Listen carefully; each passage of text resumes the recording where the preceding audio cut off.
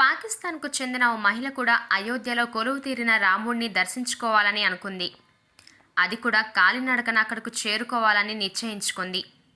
కానీ అందుకోసం ఆమె యూపీ సీఎం అనుమతి తీసుకోవాల్సి వస్తుంది. ఈ క్రమంలో తన వినతిని తెలియజేస్తూ సీఎం యోగి ఆదిత్యనాథ్ అనుమతి కోరింది.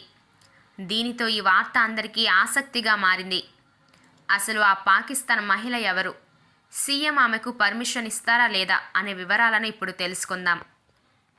3 ఏళ్ల క్రితం వచ్చిన కరోనా కారణంగా ఆ సమయంలో ఎన్నో విచార సంఘటనలు జరిగాయి. అలానే విచిత్ర సంఘటనలు కూడా జరిగాయి. అలాంటి విచిత్ర సంఘటనలో ఒకటి, ప్రేమ కోసం పరాయి దేశం నుంచి పిల్లలతో సహా సరిహద్దులు దాటి మరీ వచ్చిన ఓ మహిళ అక్రమంగా భారత్లోకి చొరబడడం, ఆపై పోలీసులకు పట్టుబడడం. ఆ మహిళ పేరు ఈపాటికి అందరికీ గుర్తొచ్చే ఉంటుంది. తానే సీమా హైదర్.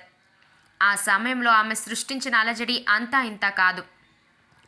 తాను తిరిగి పాక్కు వెళ్ళనని, ఇక్కడే ఉండి సచిన్ మీనాను పెళ్లి చేసుకుంటానని, పైగా అందుకోసం భారత్లో సిటిజన్షిప్ కోసం కూడా అప్లై చేసుకుందనే వార్తలు కూడా విన్నాం.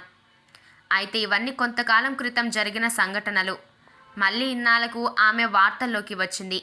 దానికి కారణం, కాలినడకన అయోధ్యకు చేరుకోవాలి అనుకునే వ్యక్తి మరెవరో కాదు, ఇప్పటివరకు చెప్పుకున్న పాకిస్తాన్ మహిళ సీమా సైదర్.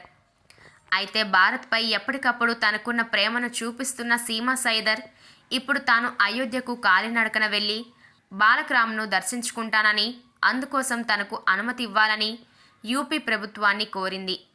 ఈ క్రమంలో యూపీ సీఎం యోగి ఆదిత్యనాథ్కు దరఖాస్తు చేసుకుంది.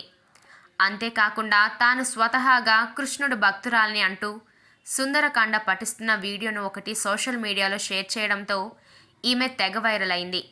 అంతేకాకుండా తాను పూర్తిగా హిందువుగా మారినట్లు కూడా ఆమె తెలియజేసింది. పైగా పాకిస్తాన్లో ఉన్నప్పుడు కూడా హిందువుల పండుగలను రహస్యంగా చేసుకునేదానినని చెప్పుకొచ్చింది. అయితే ప్రస్తుతం ఈమె సచిన్ మీనాతో కలిసి నోయిడాలో నివసిస్తుంది.